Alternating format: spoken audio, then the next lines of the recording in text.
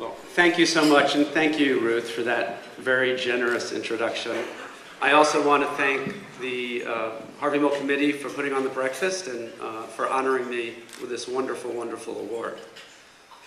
You know, a few weeks ago, I was at dinner with a bunch of friends, and I was sitting next to someone who I had just met. So we were doing the normal, who are you and what do you do?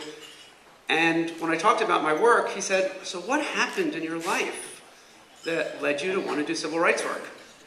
And I thought, wow, wasn't I born this way? I was like, huh.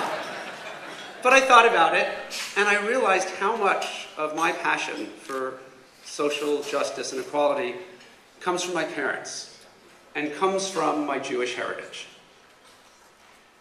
And it really made me think about that.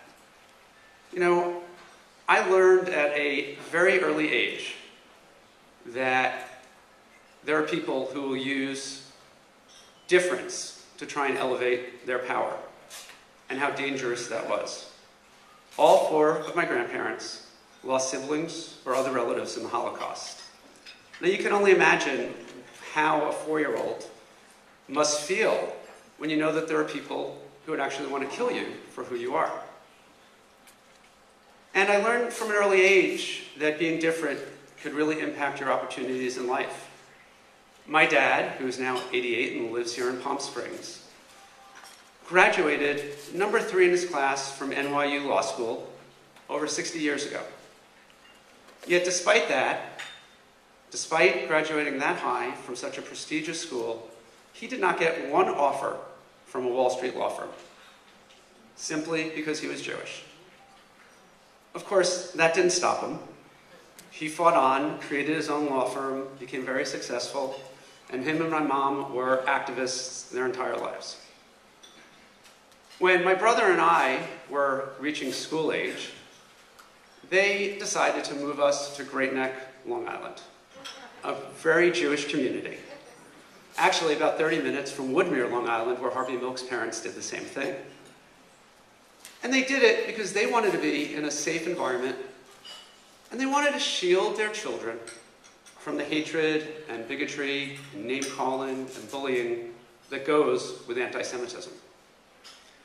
What they couldn't shield me from is what they didn't know then, that I was gay. It wasn't until I moved out to California to attend Stanford Law School that I found that kind of safe and welcoming environment and lived openly as a gay man. It is really liberating when you actually get to live your life authentically. However, when it came time to apply for jobs, and that was more than 30 years ago, the advice that we got was, don't list your work for the LGBT Law Association, because it's going to be very hard to get a job. So I reluctantly and regrettably agreed. Got lots of offers, and I decided to go to Washington, D.C. to be a pro-environmental lawyer, because that was a passion of mine.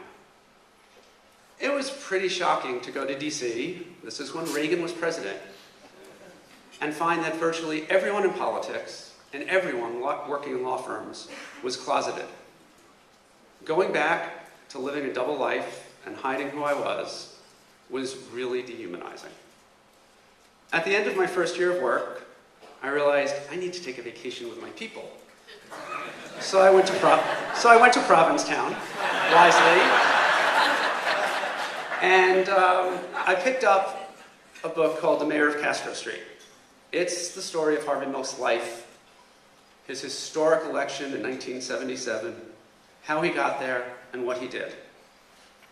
And reading that book on beaches in Provincetown, surrounded by my people, I realized it was time to go back to San Francisco.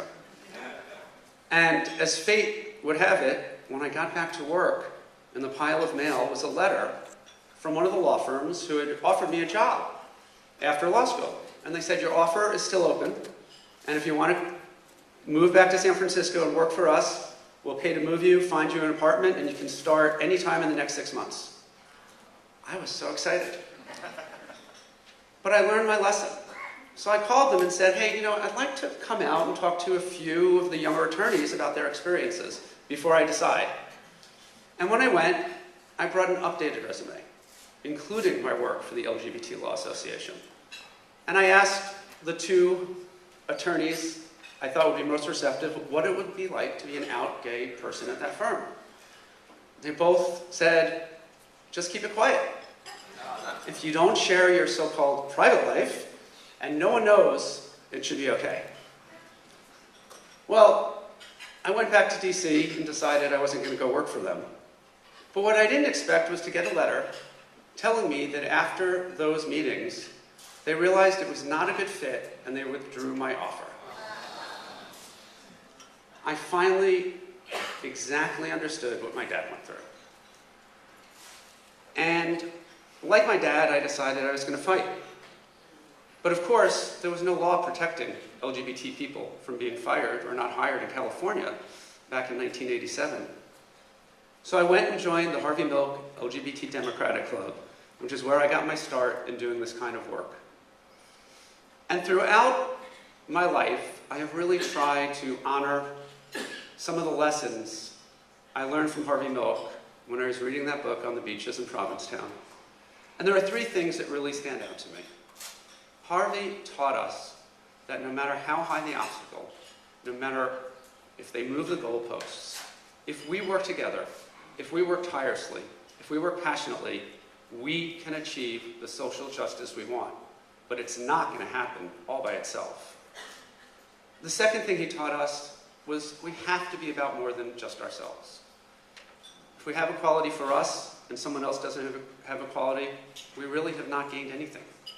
That we have to work in coalitions and stand for each other, because when we do, we are the majority. And third, it was his catchphrase, you gotta give them hope.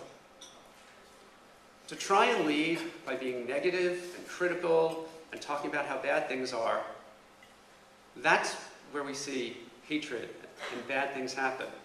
But if you lead through hope and inspiration and try to create a vision and a world that we all want to live in, that's when you create change and the kind of change we want to make happen.